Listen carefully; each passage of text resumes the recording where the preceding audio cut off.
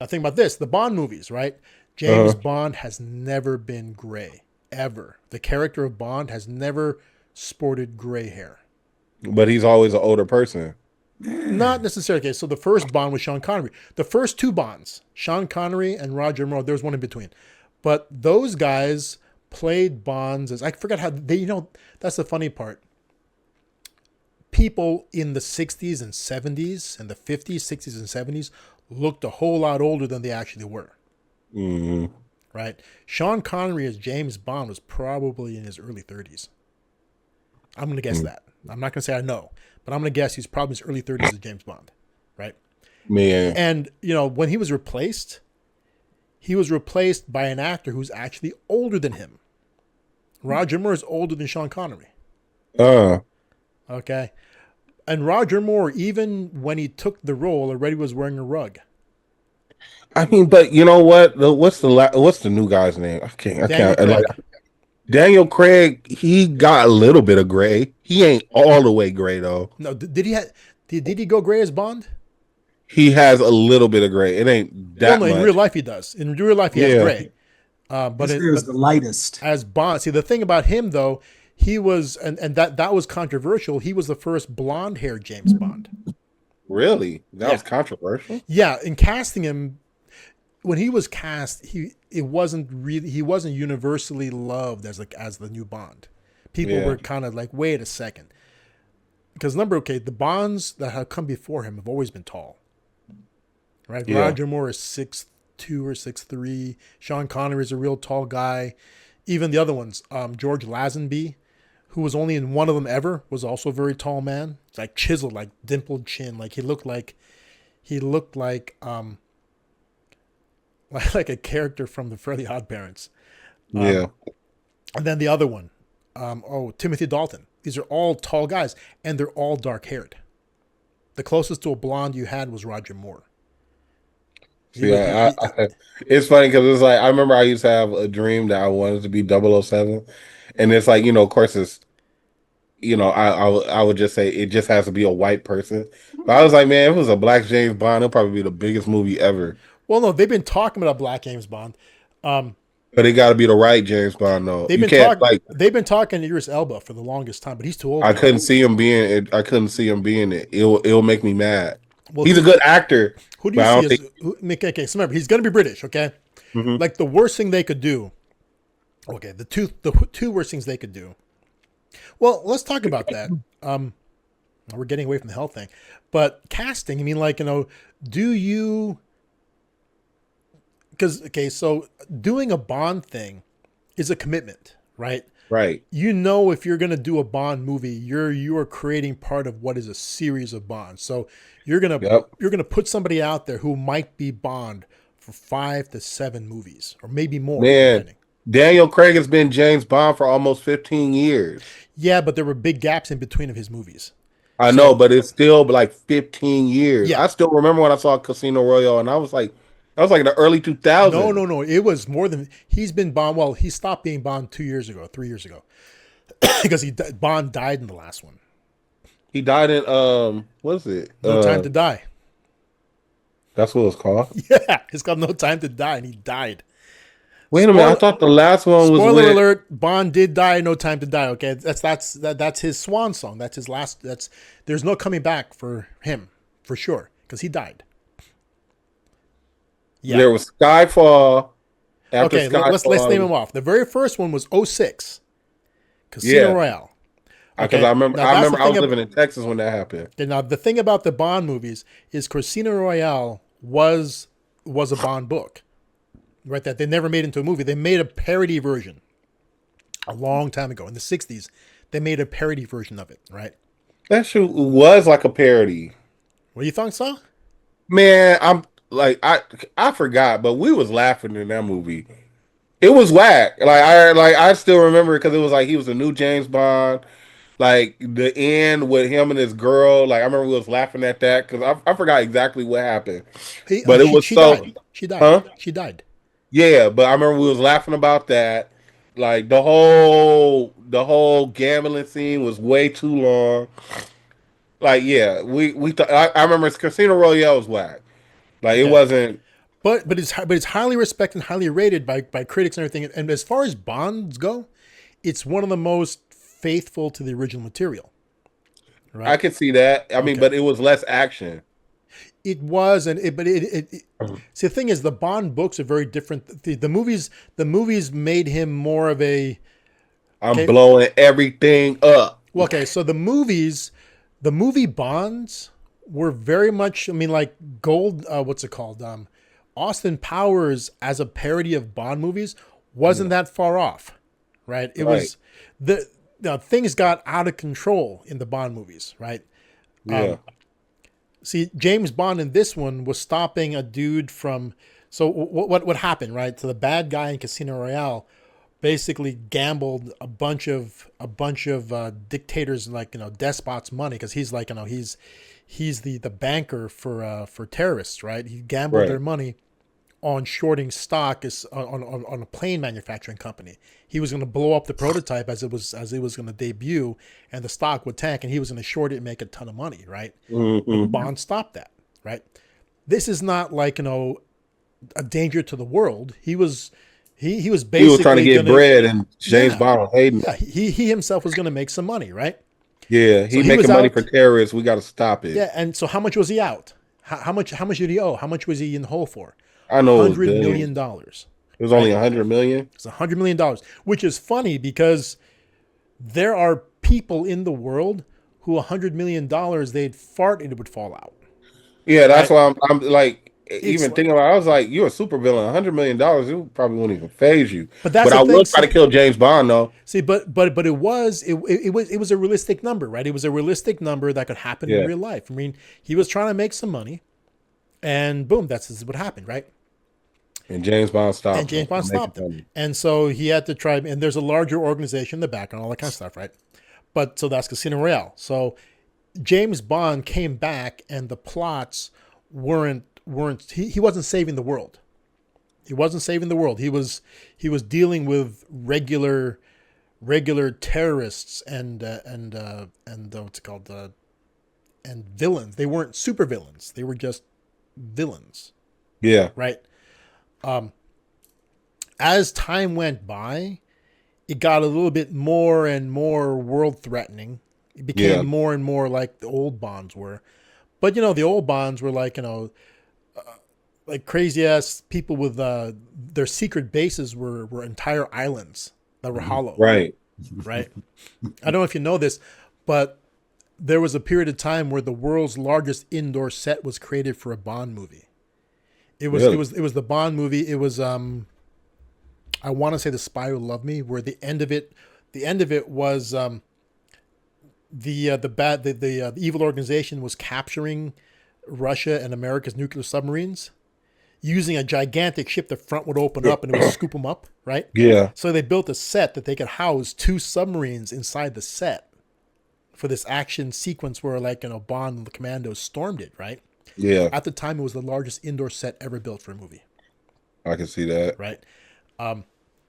But yeah, That so makes sense. so those are the Bond movies. So this new Bond, okay, so let's talk about his Bonds, right? You got Casino Royale, and he was Yeah, in his. Let me see. He was almost 40. He was like 38 or 39, which is young for a person in that profession. Okay, kind of young, right? mhm. Especially to be at that level, right? So Casino Royale came out first. Yeah. Second one, Quantum Solace. that was the weird one, Quantum of Solace, right? That was the one that the title was, huh? And the movie was kind of, so Quantum of Solace, right? I just remember he fell out of plane, whooping somebody behind, and did not die. What's That that? was crazy. Yeah, he was jumping. But eventually he got a parachute, right? Nah, he didn't get on no parachute. Yeah, remember he did. And he opened it like, that's the unbelievable part. He opened it up like We just know he 20 didn't feet. die. He opened it Yeah, up 20 feet off the ground. Basically, he was pursuing them to try to get their chute, right? And he right. finally got it, and he's like, and remember they fell into that cave system, He and he fell into the pulled it, cave. Yeah. and as soon as he pulled it, he kind of jerked to a stop and then hit the ground. Okay, so anyway, so Quantum of Solace, right? I'll say so. Casino Royale, Quantum of Solace, Skyfall. I followed. No, there wasn't Skyfall yet, was it? Yeah. think it was in 2012 is Skyfall. Was Skyfall. that the next one? Skyfall? Yeah, Skyfall. I thought it was because I mean I was a big Javier Bardem fan. Bardem. Okay, Skyfall. What's that Skyfall? After Skyfall is the one Spectre. with Spectre, and then you're saying there was another one.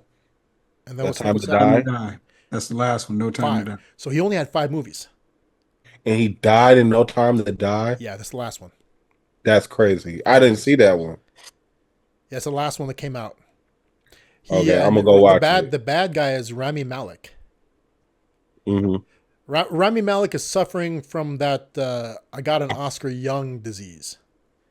Oh, You know, and we you can't win get an another Oscar one. and you're young, and after that, like, you know, you can't get a great role. Or Out of all of the Bond villains that he had, Daniel Craig, which one you think was the best?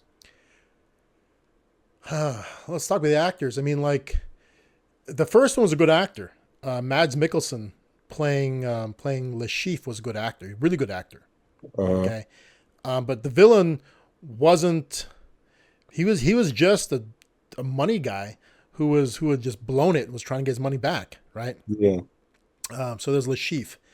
Then you had the bad guy. The bad guy from Quantum of Solace was probably the dude was just a middle manager of he was just a middleman. I a remember bad guy that. firm. He was like, Yeah, it's like talking to executive vice president of marketing. He was yeah. not a bad guy. I mean, he was not a megalomaniac. He was He not. was just making things happen, Yeah, but Bond was yeah, after him. he was nothing. Okay. Then you had Skyfall, which you Yeah, bring in Javier Bardem, right? High quality actor. Javier Bardem is an excellent actor, right. right? Which, and the funny thing is that character is very similar to a Pierce Brosnan character Yeah, played by Sean Bean. Sean Bean, if you guys remember who the actor is, he's in Game of Thrones. He played Ned Stark. He's also in the Lord of the Rings movies. He played Boromir. He always plays a tough guy actor. Okay, and in real life, that guy actually got stabbed in a bar fight in real life. mm, Okay, so Sean Bean came in and played Alec Trevelyan. I think the character's name was. He was 006. They thought he was dead. oh yeah, So yeah, yeah, yeah, yeah. I mean, like I said, I thought he was one of the best. so Javier Bardem was playing a similar character. He was playing another 00 Yeah, that was it was presumed dead. 006, Yeah, he was presumed dead. So and he was so mad about it. so we're on. So we had Mads Mikkelsen. The second was a French guy, something Almeric. Which one? Almeric, the bad guy in the second one in Quantum of Solace. Something I forgot. Matthew Almeric, I think is his name. Matthew Mm, Almeric. Then you had Javier Bardem is in the third one, right? yeah, Fourth one is Spectre. Okay, Spectre. They brought out the big guy. They brought out Christoph Waltz yeah, playing surprise Blofeld, right? right. And then the fifth one, they brought out Rami Malek. So let's look at this. I mean, like, dude, every single Bond villain in Craig's repertoire has been an Oscar winner, except for the Yeah, first one. yeah. And Mads Mikkelsen he's a respected actor. He's a solid actor. Okay, The only person they could have got better would have been Daniel Day-Lewis. yeah, that's Him only being a Bond villain, that would have been crazy. that'd have been nuts, dude. But think about it. Bardem is an Oscar winner. So is Yeah, Christoph Waltz. Christoph Waltz has won 2, I think. yeah, Okay. Rami Malek has taken an Oscar. So 3 out of 5 Bond villains are Oscar winners. The second one, Matthew Almeric, I mean, I know he's a respected actor, especially in Europe, but he's not. The character was so middling. I mean, we're talking like all the names you can think of average, middling, milk toast. You know, the character was just nothing. His right hand man was a guy with a toupee, and the toupee was like a definitive part of his character. mm, Like a guy with a freaking like a Versace, like a really blingy Versace shirt and a bad toupee. That's what defined that guy's character. That's just awful. These aren't bad guys. They're just they're literally bad guys. they're it's like, oh man, these are guys that can't get past the velvet rope in the club, Right, and he playing a Bond villain. dude. And what was crazy is what were they? They were green activists. in the second that's what their charity was all about, was reducing carbon footprint. It was nuts. Yeah. But yeah, so those are the, I mean, but yeah, Javier Bardem's Bond villain was pretty solid. Here's what's funny. Javier Bardem's the whole Bond thing changed for Spectre. Mm. They had to retcon everything for Spectre. The reason why is because, okay, so the owners, the Bond franchise didn't own Spectre. Really? Spectre, Oh yeah, I heard something like that. Yeah. Spectre is the nefarious organization from all the previous Bond movies. Right. All the other Bonds, because Blofeld, the character of Blofeld, had been encountered by all the Bonds in the past. Right. They've all fought Blofeld. Okay, except for, I don't think Pierce Brosnan's. I think Pierce Brosnan didn't fight Blofeld. Yes, that's right. So somewhere between Roger Moore's Bond and Pierce Brosnan's Bond, the Bond franchise lost the rights to Spectre. So they couldn't include Spectre anymore as an organization. Mm. Okay. Blofeld, they couldn't have him as a character. Mm. Okay. And then they got the rights back. Mm. Okay. They got the rights back. And so now they made it that, because remember, that's what Quantum was. Quantum was their attempt at a new Spectre. Right. It was Quantum. Yeah. Yeah. So they did have a shadow organization in the background. Oh, and there is another Bond villain. We skipped him. Well, actually, two. There was Mr. White. The Mr. White is the guy from he's been in all the movies. He's the dude who at the end of well, not the end, in Casino Royale, he came in and killed Le Chiffre. He was the guy who introduced Le Chiffre to that African dictator. Mr. White is a representative. He's a high level representative of Quantum at the time, later Spectre. So Mr. White was in all of them. Okay.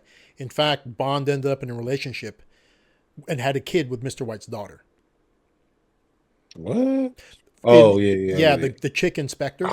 Yeah. That's Mr. White's daughter. Mm. Okay. And he killed White in that one. Or did White kill snitching himself? on her daddy. Or did White kill himself? I can't remember. One of them, I think White committed suicide. He shot himself. Right? Bond gave him the gun. But anyway, so White is a bad guy. He's been in all of them. Okay? And another bad guy that we skip over is Mr. Hinks. Mr. Hinks was in Spectre, played by Dave Bautista. Yeah. Only in that one. And Mr. Hinks is this Bond's version of Jaws. Oh, okay, yeah. From Roger Moore's time. Yeah, he was on him.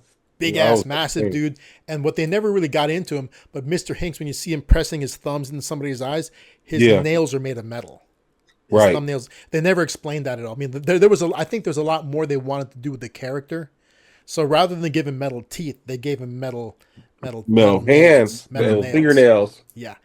So, but they didn't really fully get into him. They never showed him die either. So I think that they plan on using him later, but they never got around to it. But yeah, so he had a chance to be a Bond villain. He was the only Bond henchman that was really worked at. I mean, like the other Bond henchman was the Versace shirt dude with the bad wig that was in Quantum. Mm-hmm. Right? So yeah, so they got Spectre back. They got the right to use it, and so they had to work it in. And that's why you watch Spectre, and they take all this, they recap all the other movies, and Christoph Waltz basically explains that all the guys he's had to fight in all the other movies was part of Spectre. Mm. So they retconned it because they were showing that Le Chiffre wasn't really a member of anything. He was the terrorist banker, right? He was a terrorist banker. But he was introduced by Spectre or Quantum at the time to the other guy. So he's a third party. He's a contractor, right? Mm-hmm. But he works with Spectre a lot, right? I guess let's call it Spectre. And the guys from Quantum were actually the guys from Spectre in the second one. Mm-hmm. So you look at Spectre's middle managers. Then you get to the third one, where it's Javier Bardem, and he retcons him to be part of Spectre. Oh, he was supposed to be a part of Spectre also? Yeah, but in that third one, that dude wasn't part of Quantum. No. They had. I thought he acted on his own. I didn't know he was a part of it. He's acting on his own. But they retconned it in Spectre. They retconned it so he was part of Spectre. So Christoph Waltz basically says that everything that happened in Bond's life, he was a part of it through Spectre. I guess he's been messing with Bond his whole life. And they claimed, you've seen Spectre, right? Yeah. And the only thing I'm admit, I fell asleep on it. Okay, Christoph Waltz. The thing about Spectre, Christoph Waltz is he calls James Bond cuckoo as an insult because I guess Christoph Waltz's father raised Bond. Actually, no. Let me not say. Well, I did fall asleep, but I know like certain details are missing. I did get to the end. Yeah. Because at the end, didn't he try to like lobotomize like 007? No. He tried to blow him up. Had to blow him up. Yeah. In the remember the MI6 building had been condemned. Yeah. Because I mean, I thought Javier Bardem blew it up. Well, he staged an attack in it, so it was already condemned, and they moved to a different building. Right. And so now it was going to be demolished, and he was trapping him there. Right. Oh yeah. I thought it was like, isn't there a scene where like he had him in the chair? He pulled out. Oh yeah. That's it. That's somewhere in the Middle East, and he was going to do something to his head, but Bond used. And now we get to the thing. Bond didn't have crazy gadgets in that. As Daniel Craig, Bond didn't have disguised weapons. Right? The other Bonds had pens that shot at. I don't think they did, but Bond's watch always did stuff in the other ones. Right. And this one, remember it very famously when in the I think it might have been Quantum, the very first one where they introduced Q, because Q wasn't in the first one. No, I think he was in Quantum. They introduced him, and he gave Bond a watch, and Bond's like, "What's it do?" He's like, "Oh, it tells time."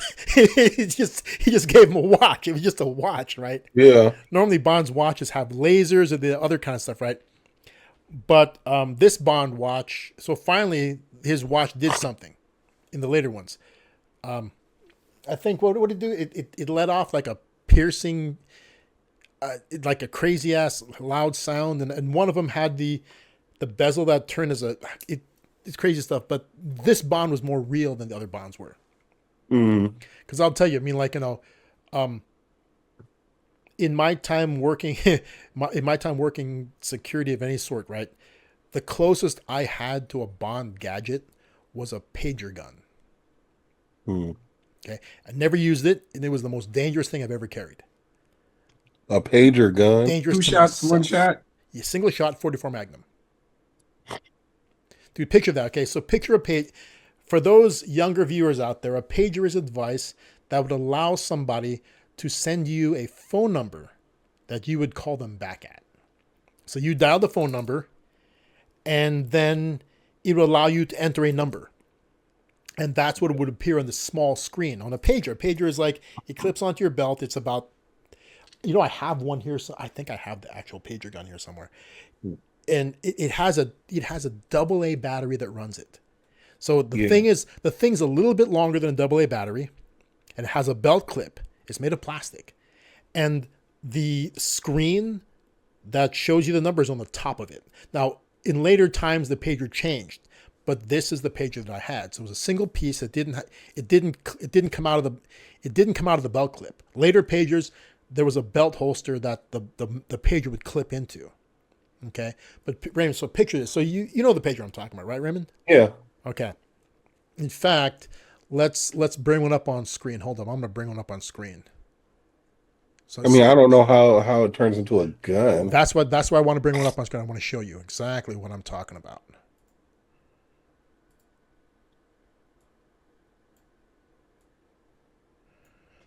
Okay. Now this is not something that you can buy. You have this is made. Okay. So let me share this. We need a cue. Okay.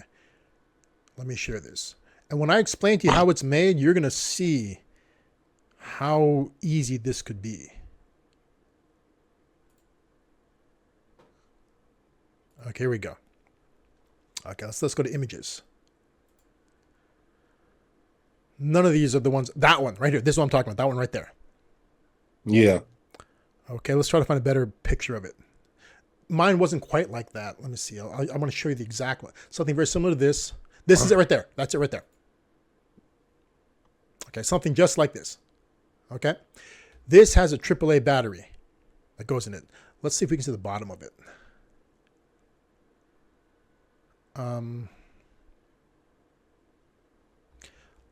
For pager, Motorola pager diagram.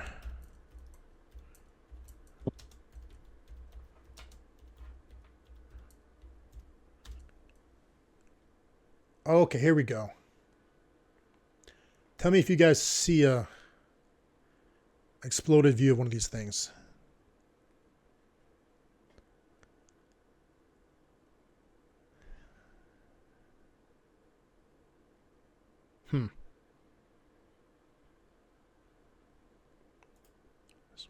Nope, that's not it.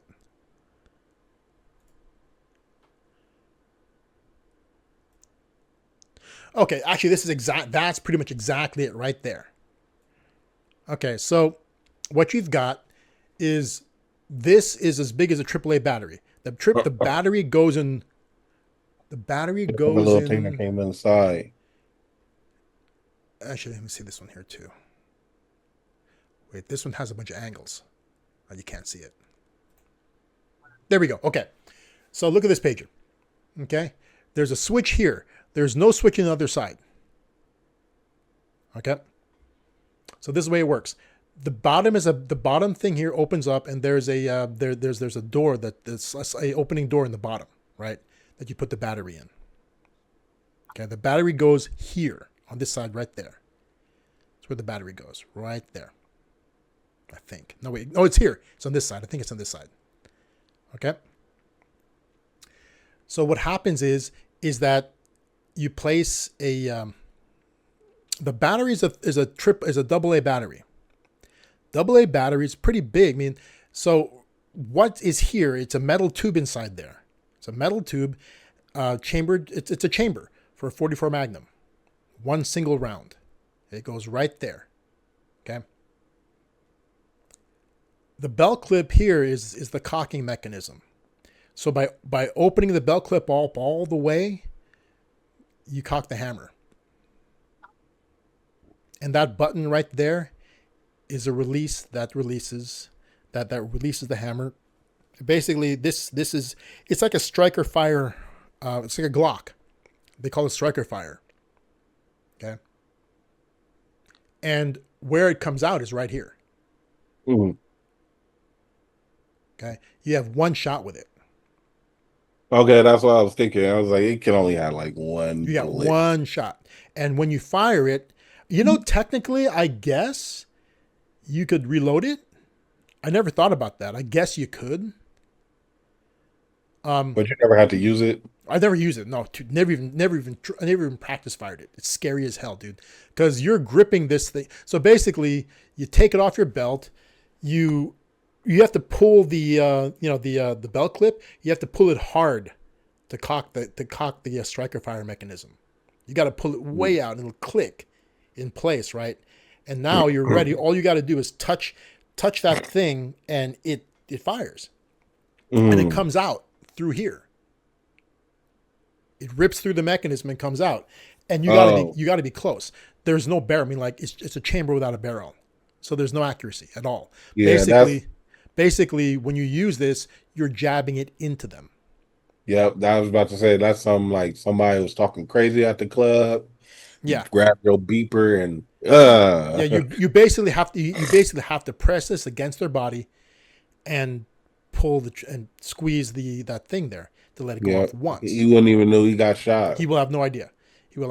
No one else will know either, because when it's pressed up against them, the sound will be dramatically muffled. Mm-hmm. Right. This thing basically gives you, it leads to some confusion. It'll give you time to do something else. It's not, I mean, it's the equivalent. It's really the equivalent of a knife, except a knife you can use over and over again. Right. But this is one of those things that they may not take from you.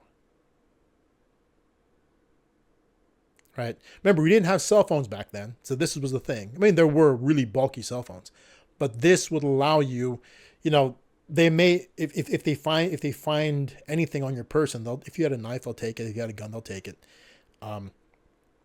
They'll take your wallet, but when's the last time somebody took somebody's pager? I mean, this is worthless. It's useless. I don't remember anybody getting their pager robbed. Nobody ever, right? No. If you had a cell phone, the two ways, that was a different story. I remember that's somebody different getting their pager robbed. If you had a cell phone, they'd probably take it, because cell phones were rare back then. Yeah. They'll take your cell phone. They'll take your jewelry. They'll take your wallet. They'll take everything. They won't take your pager.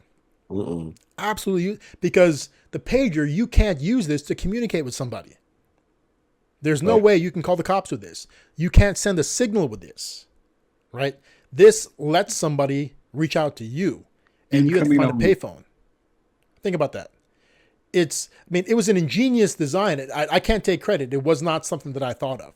Somebody else had one, right?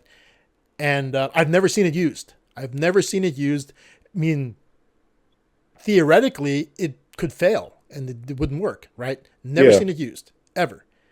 I mean, I was scared to even try to use it. Yeah, this is it right there. See, there's only a button on one side, okay?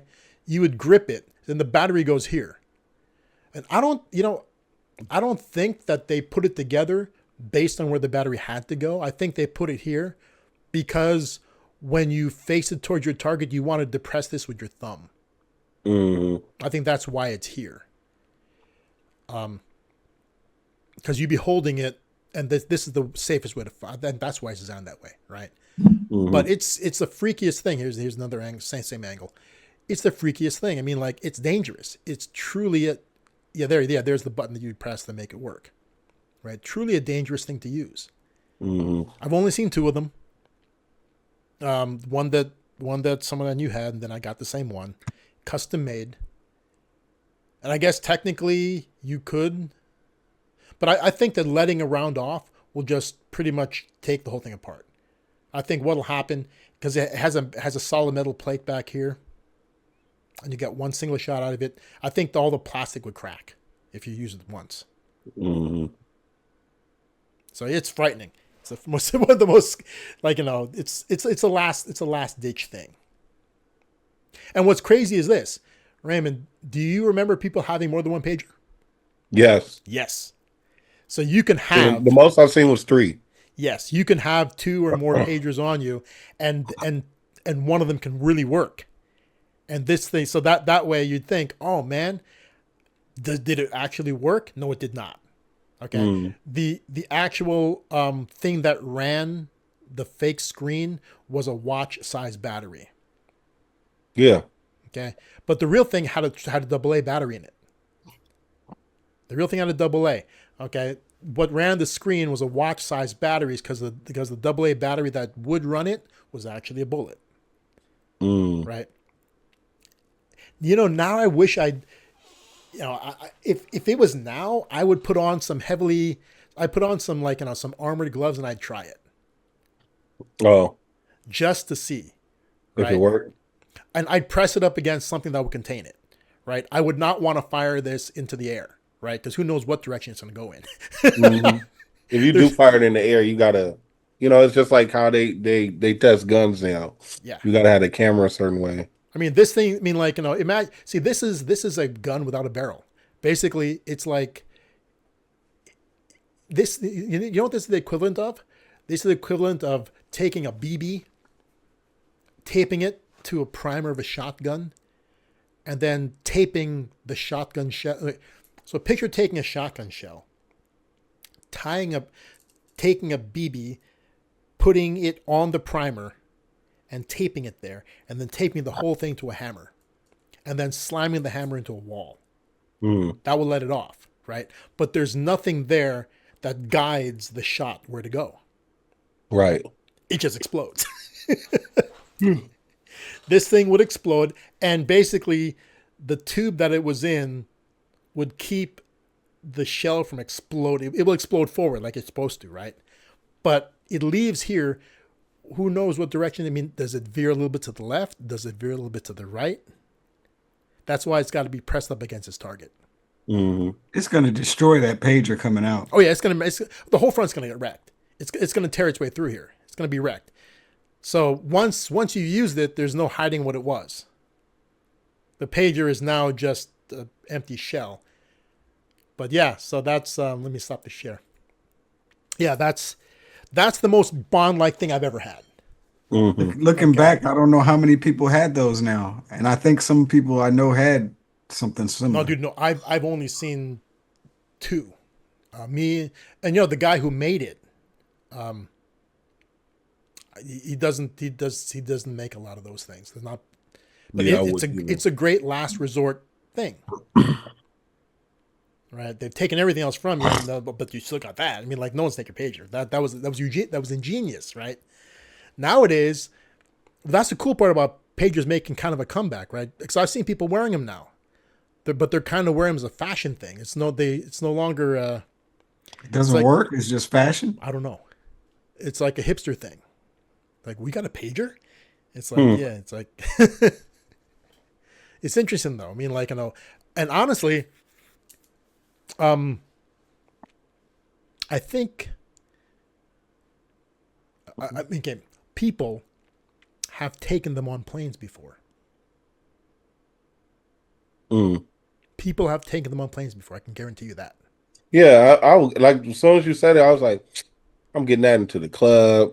Yeah, Like, because when you get towards that thing, right, you take out all the electronic stuff and put it in it. See, nowadays it wouldn't fly because they come after everything. well, because remember before, I don't know if you're old enough to remember, when you walk towards that thing, they have a thing where you put all your bags and stuff and you put it through, and then they have like a little tray that you take off your rings and stuff and your watch and you put it there and you walk through and you just grab it again. They don't run that stuff through the Right. They don't run it through the detector because it's too small. I'm like, how am I going to hide anything in this ring, right? So you basically, everything in your pockets, keys, watch, bracelets, rings, right? Pagers would go on that little tray and you can walk right through and you grab it again. It used to be anything that was in your pockets could go on that tray. Wallet, cigar case, right? Those things could go inside that tray. Boom. You walk through and you grab it again. You run, right? So I can guarantee you that somebody has been on a plane with that device. Okay. Nowadays, I think that those things are all run through the detector. Do you still walk Yeah, they through? do. No, they put everything in the bucket and run it through a detector. Yeah. So it'll be seen now. So you no longer walk up and put your stuff on the edge and walk through. Except in Some buildings. places, even your shoes. I think I went to a sheriff or a city hall and they made me put my shoes in. In buildings I've done that. And recently I've been in buildings and I just put pocket stuff on the table and walk through. Right? Because I walked into a building without a bag, take out the pocket stuff, put it on the table and walk through and grabbed it. I've done that recently. Dang. But I'm talking about airports. Airports, I don't think you can do that anymore. But in the old days, I can guarantee you, one of them has been on an airplane. Been on an airplane, nobody noticed. Yeah. You saying that I'm about to go travel this weekend. Know that for a fact. It's happened in the past. Won't happen now, but it was a thing you could do. Right. I don't know. I'm not the type of person where I don't feel. I mean, I guess it's just because of how I live my life. If I live my life like a James Bond villain, of course, like I'll have certain safety precautions. But yeah, that's not a villain thing. That's a James Bond. Remember, James Bond had these crazy little gadgets, like it's a lighter that's actually a whatever. It's a lighter that's actually a bomb, a flamethrower, or something like that. Yeah. It's a pen that actually. Remember one of the very first Bond gadgets I remember seeing was in a Sean Connery one, where he was what was it? You Only Live Twice, It was one of the ones set in the Orient, right? And he had a cigarette that had some sort of a rocket bullet inside it. I've seen these before in guns, right? There's a gun that it's not propelled. So normally when you pull when you depress the trigger on a firearm, right? The primer gets struck by some sort of firing pin, right?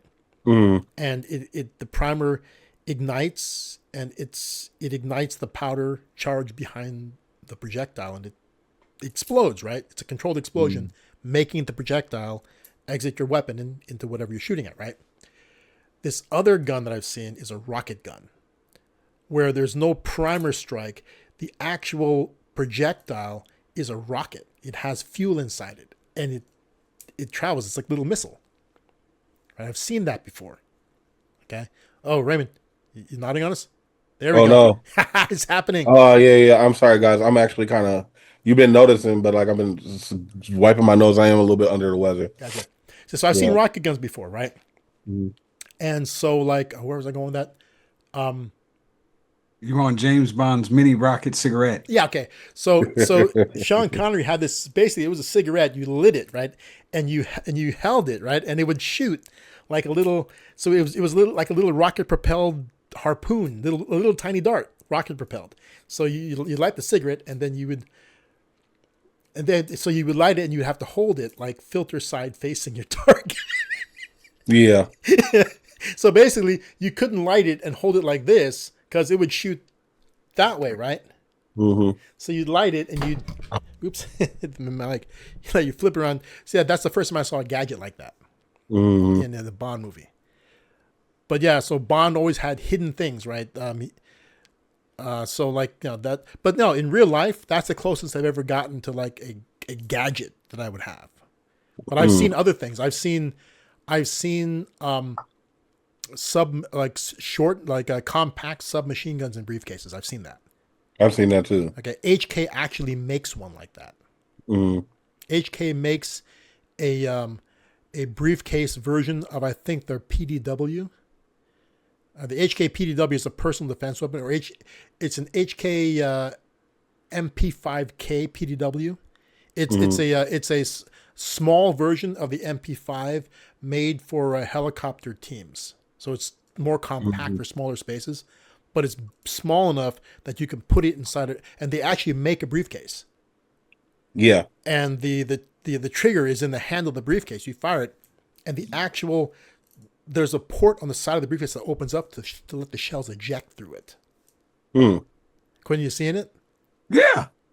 Hold on, I want you to share. Hold on, let me turn that share on. I want you to share that. That's the coolest thing ever. I mean, like, it's made for, it's a spycraft scenario. What it's really made for is for bodyguards. So bodyguards could cruise around with their weapons out, and you wouldn't know it. You ready to share? Got you. Check this out, Raymond. This is something you've probably never seen. It was in a movie. What movie was that in? I don't know, but it's real. It's actually a real life thing. There it is. Okay, Quentin, click on the fourth one from the left. That one. That's it right there. That's the real thing. Yeah, that's the real thing. Okay, made by HK. Okay. Try clicking on sixth one from the left. Here? That one. Is it the same thing? Yeah, closer view of the same thing. So where his trigger finger is, you pull that thing, and that little nub there actually pushes the trigger. It's attached. It's mechanical. I wonder if they show it working. Oh, there it is. 1, 2, 3, 4 rows down. Very right one. That's a video. Very right. Keep going. That no. Left, right left. Wait. That's me. That's it right there. Click that. MP5K. MP5 K means Kurtz. Kurtz means short. MP5 Kurtz. Operational briefcase. This is made by HK. It's factory made. It's legit. It's badass. I hit the video. No. Let's not play that. Let's not eat our time. You can go stop the share. But that's a James Bondish piece of kit that you can actually get. If you want to make one yourself, you could. It's pretty easy to do it. Right? It's all mechanical. Like, there's a bunch of levers that lead the trigger on the top. When you pull it, it makes it's like running brakes in a car, right? It makes the trigger inside the gun push. It's really simple, really easy to do, and it can be made, right? Thing is that you can't. I mean, aiming, it's a fun thing. You just have to. It's like, what was that movie? Once Upon a Time in Mexico, or was it? Yes, that's what it was. Dude had the rocket gun. One guy had the briefcase gun. No, and they weren't briefcases. They were all guitar. They were all guitar cases. Somebody they were mariachis. It was a guitar case. Yes, the three of them were mariachis. It was a mariachi hit squad, right?